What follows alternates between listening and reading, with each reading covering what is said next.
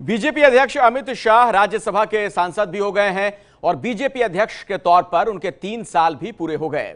3 साल में अमित शाह ने इतने करिश्मे किए कि वो बीजेपी के सबसे सफल अध्यक्ष कहे जा रहे हैं। ये तस्वीर आज सुबह की है।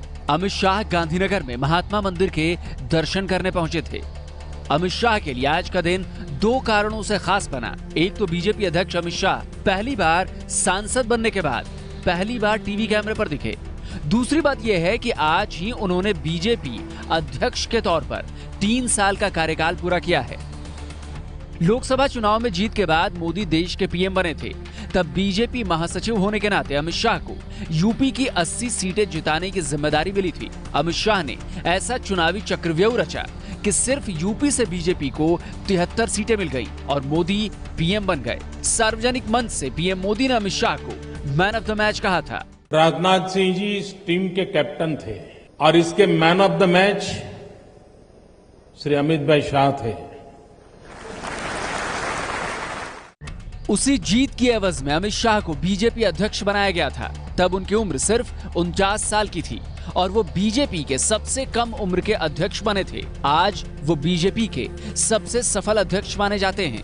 लोकसभा चुनाव जीतने के बाद अमित शाह घर नहीं बैठे, उन्होंने बीजेपी को शिखर तक पहुंचाया। पंचायत से लेकर संसद तक बीजेपी का झंडा लहराने के मिशन पर काम कर रहे हैं।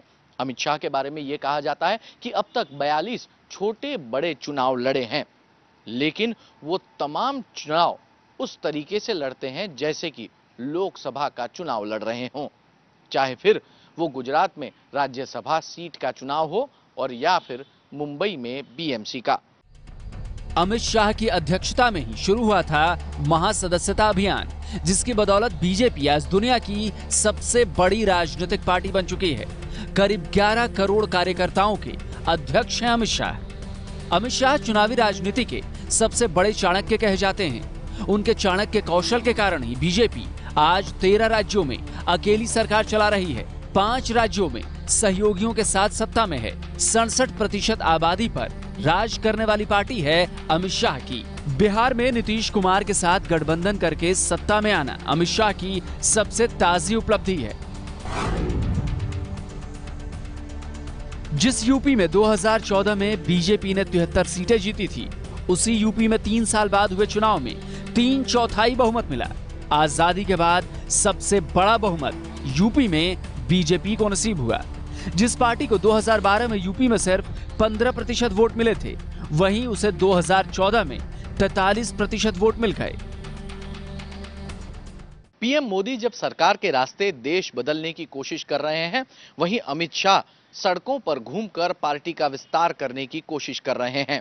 अब तक ऐसा कभी नहीं देखा गया कि जब कोई पार्टी सत्ता में हो तो उसका अध्यक्ष 24/7 काम कर रहा हो, लेकिन अमित शाह कर रहे हैं।